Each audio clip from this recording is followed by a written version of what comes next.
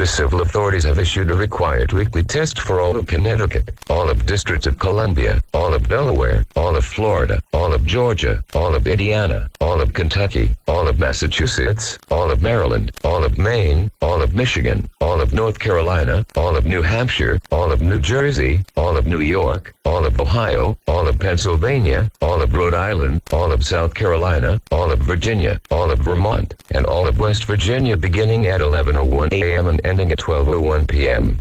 Test message EAPAWS open cap EAS feed configuration test message.